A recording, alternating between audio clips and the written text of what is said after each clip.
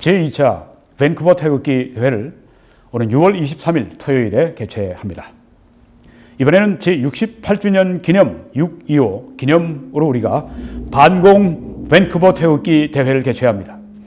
밴쿠버 지역에 거주하시는 애국 시민 여러분, 그리고 해외에서 우리 밴쿠버를 이 시기에 방문하신 한인 애국 시민 여러분, 꼭 이 모임에 참여해 주셔서 여러분들이 이 나라가 위중한 때 공산주의자들과 첨예하게 대립하고 있는 이때 여러분이 함께 모이셔서 힘을 모아주시고 우리 나라를 격려하시고 사랑하시는 표현을 해 주시길 바랍니다. 이번에 또 뜨거운 연사들이 업데이트된 정보를 가지고 여러분들에게 연설로 도전해드리고 마음을 뜨겁게 해드릴 것입니다. 저희들은 오전 11시에서 오후 1시까지 모이겠습니다. 이번에는 좀 시간을 엄수하도록 그렇게 하겠습니다. 모이는 장소는 이 밴쿠버 지역의 중심부에 위치해 있는 버나비시, 아주 교통이 좋습니다. 센트럴 파크에서 모이겠습니다. 그리고 센트럴 파크의 평화의 사도, 여러분이 지금 왼쪽에 보시는 사진에 평화의 사도 상이 있습니다. 거기에서 모이시는데 여러분들이 지금 보이시는 이 사진의 왼쪽입니다. 네, 지금 사진에 그러니까 이 상으로 볼 때는 오른편이 됩니다. 이쪽입니다. 이쪽이 바운더리라고 하는 그 거리 이름입니다. BOUNDARY. 그쪽으로 이렇게 들어오시면 넓은 주차장이 있습니다. 주차하시고 불과 한 30-40m 들어오시면 이 평화의 사도를 만나십니다. 여러분, 오는 6월 23일 토요일 오전 11시 정각에 우리가 모임을 시작하겠습니다. 제68주년 6.25 기념 야외 행사를, 이 역사적인 밴쿠버 반공 밴쿠버 태극기 대회를 열 때 여러분 여기에서 빠지지 마시기 바랍니다. 여러분들을 그 현장에서 꼭 뵙도록 하겠습니다. 감사합니다.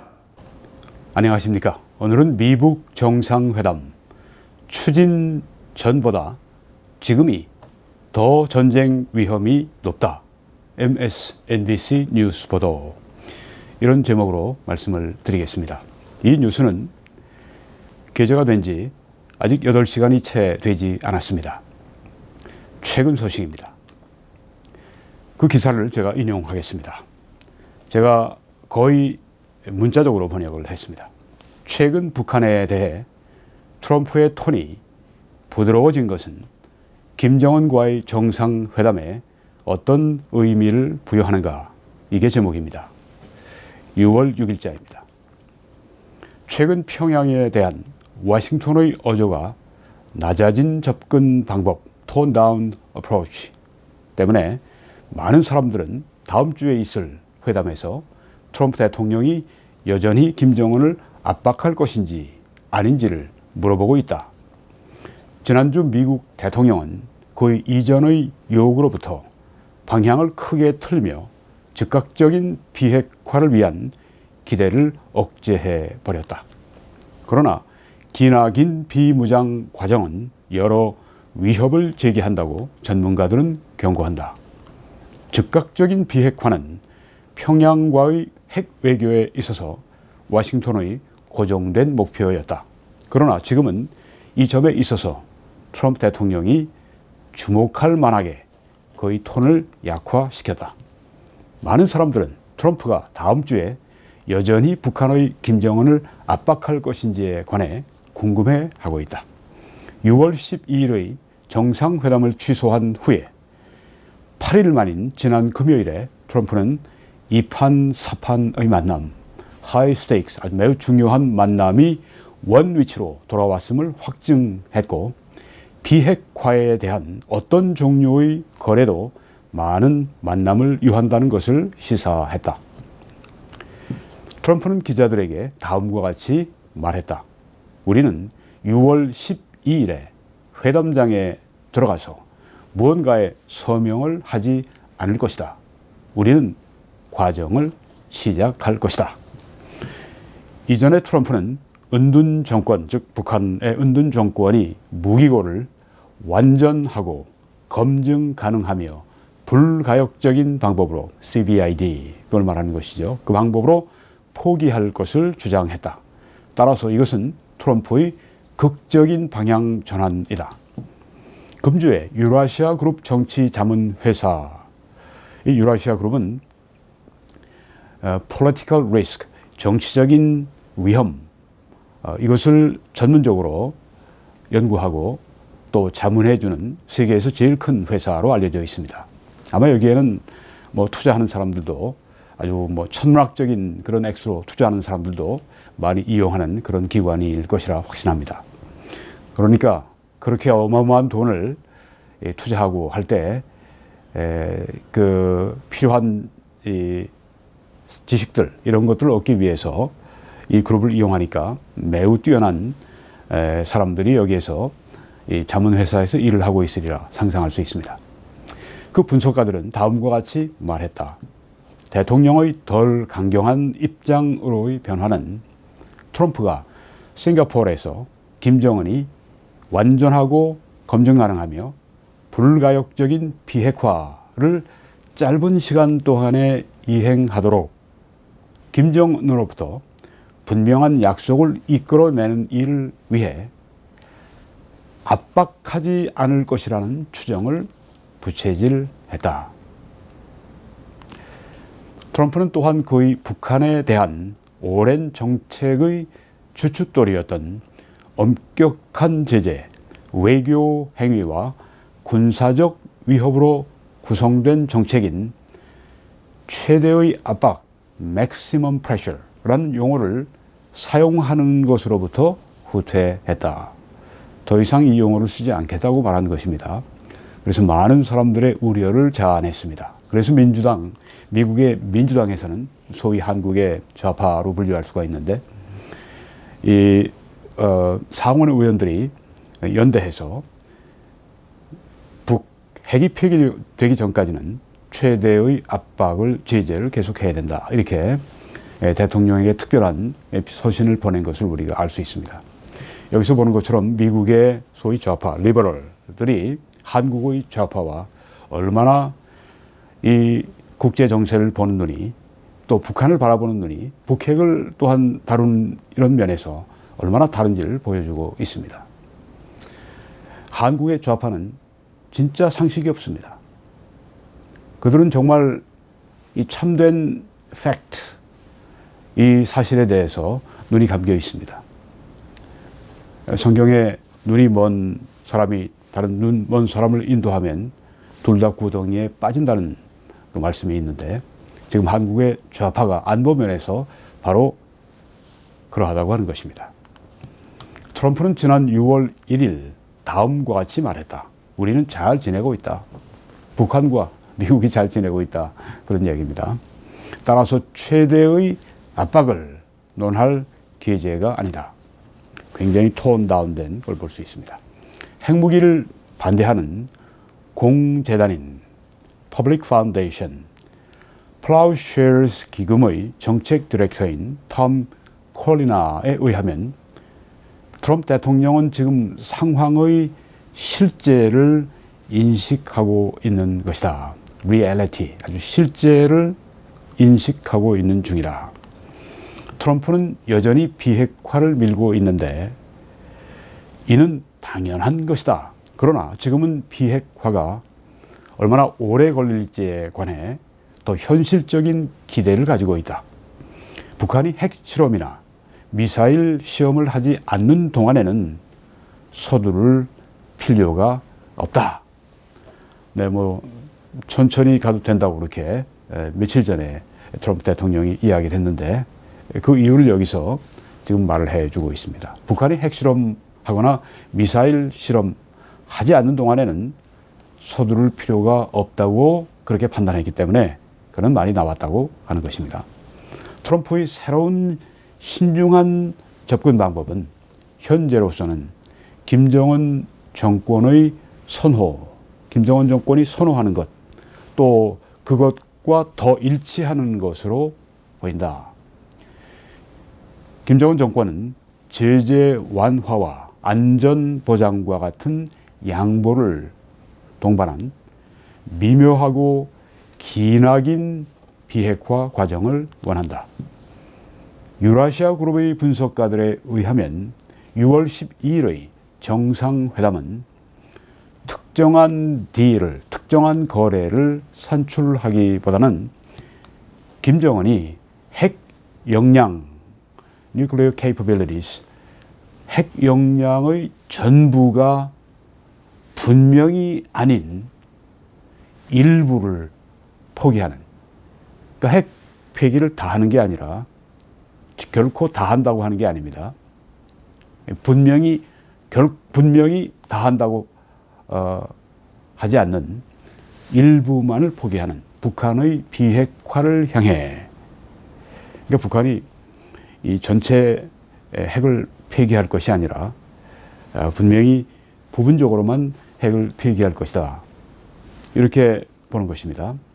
이런 북한의 비핵화를 향해 양측이 약속을 절충하고 이행하는 일을 하기 위한 기나긴 단계적 과정을 위한 무대를 설정할 것이다. 기나긴 단계적, 연말까지, 그리고 일괄 타결식으로 그렇게 빨리 끝내겠다고 하는, 속전속결하겠다고 하는 이전에 그런 트럼프 대통령의 자세와는 완전히 달라진, 오히려 이 김정은의 이 생각을 따라가는 그런 모습을 여기서 보여주고 있습니다. 그러나 그 과정은 외교적인 실패를 산출할 수 있는 여러 위험들을 수반할 수 있다. 또한 그 과정에서 우리는 워싱턴의 중심축이 최대의 압박으로 되돌아가는 것을 보게 될 수도 있다. 유라시아 그룹은 다음과 같이 경고한다. 트럼프는 비핵화의 진전에 대한 느린 속도의 불만을 품을지 모르고 김정은에 의해 농락을 당하고 있다는 비판, 거기에 자신이 노출되어 있다고 느낄지 모른다. 김정은 역시 그 과정에서 느리게 가는 과정, 단계적으로 가는 과정, 자기가 원하는 과정이죠. 김정은은 역시 그 과정에서 충분한 양보를 얻어내지 못하고 있다고 결론을 내리고 물러날지 모른다. 브루킹스 연구소, 미국의 3대 연구소이죠. 브루킹스 연구소의 부회장이자 해외 정책 프로그램의 디렉터인 브루스 존슨은 다음과 같이 말한다. 많은 것이 여전히 잘못될 수 있다. 전쟁의 위험이 정상회담을 추진하기 전보다 더 높아졌다. 다시 한번 인용합니다. 전쟁의 위험이 정상회담을 추진하기 전보다 더 높아졌다. 전쟁 가능성이 이전보다 더 많아졌다고 이렇게 말을 합니다. 물론 이게 100% 옳다고 우리가 그렇게 말할 수는 없습니다. 한 사람의 견해이기 때문입니다. 그렇지만은 종전선언 평화협정 하게 되면 한국의 한반도에 평화가 온다고 그렇게 믿고 있는 수많은 사람들의 그런 대책 없는, 근거 없는, 보장되지 않은 상상 속의 신기루 같은 거짓 평화, 여기에 비해서 얼마나 현실적인 냉철한 판단을 내리고 있습니까? 이런 과정, 협상 과정에서 많은 것이 여전히 잘못될 수 있다고 하는 것입니다. 안심하지 말라는 얘기입니다. 이번 6월 12일에 회담이 있는 것 때문에 어떤 보수파 분들은 이젠 정말 가망이 없다, 이렇게 포기하지 마시기 바랍니다. 너무 낙관도 너무 비관도 지금 우리가 할 그런 것들이 아닙니다. 많은 것이 여전히 잘못될 수 있다. 전쟁의 위험이 정상회담을 추진하기 전보다 더 높아졌다. 트럼프는 참으로 기꺼이 전쟁을 할 것이고 또 기꺼이 화해를 할 것이며 또 기꺼이 딜이 좋은 것이 아니라면, 거래가 좋은 것이 아니라면 걸어 나갈 것이라는 것을 김정은에게 전달함으로 실존적인 선택, 즉 참된 딜, 거래냐 아니면 전쟁이냐를 택하도록 요구하면서 김정은과 정면으로 부딪힌 것이다. 여러분, 이번 6월 12일 미북 회담에서 최상의 회담의 결과를 위해서 기도하시기 바랍니다. 우리가 최상의 회담을 기대할 수 없을지 몰라도 그 결과, 최상의 결과, 회담의 최상의 결과를 위해서 기도하시기 바랍니다. 왜냐하면 이 두 사람이 이 딜의 그 종국적인 권위를 이 땅에서는 가지고 있지만 사실상 이 회담의 결말과 결과는 달리 결정이 됩니다.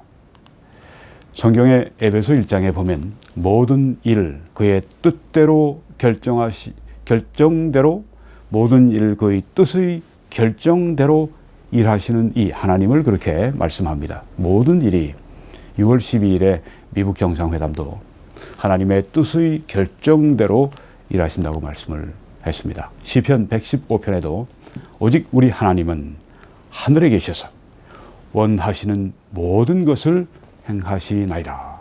이렇게 말씀했습니다. 결국 하나님의 뜻대로 될 것입니다. 그렇지만 하나님은 또한 우리의 기도를 통해서 세상을 다스리십니다. 낙심하지 마시고 여러분 앞으로 며칠 동안 간절히 하나님 앞에 믿음으로 구하시기 바랍니다. 오 하나님, 이 회담으로 말미암아 최상의 결과가 우리 한반도에, 달리 얘기하면 자유 대한민국을 위한 최상의 결과가 이루어지면 우리 온 한반도를 위해서 최상의 결과가 이루어지게 될 것입니다. 그렇게 여러분 저와 함께 기도해 주시기를 바랍니다. 여러분 이 메시지를 저와 함께 전해 주시기를 부탁을 드립니다. 이 일을 위해 기도해 주시고 또 이 동영상을 주위에 알려주시고 재정적인 후원으로 함께 이 메시지를 온 세상에 전해 주시기를 부탁드립니다. 페이팔을 해외에서 이용하실 수 있고 또 밑에 국내에서 이 정보를 통해서 저희를 후원해 주시기 바랍니다. 그리고 이 웹사이트에 여러분이 들어오시게 되면 www.21church.com 미국과 캐나다에서 일반 은행을 통해서 저희들을 아주 쉽게 후원하실 수 있는 방법이 나와 있습니다. 밑에 후원을 클릭해 주시면 그 정보를 발견하실 수 있습니다. 저는 매 주일 오후 2시에 밴쿠버 필그림 교회에서 설교합니다. 예배가 마치면 곧 애국 보수 시민 시국 자담회를 개최하게 됩니다. 서로 격려하시고 정보를 나누시는 귀한 시간 삼으시기 바랍니다. 저희는 서리에 위치해 있고 밑에 주소를 참조해서 오시되 오후 2시 이전에 참여해 주시면 대단히 감사하겠습니다. 하나님께서 여러분들과 또 온 세계 한인들을 크게 축복해 주시기를 간절히 기도합니다.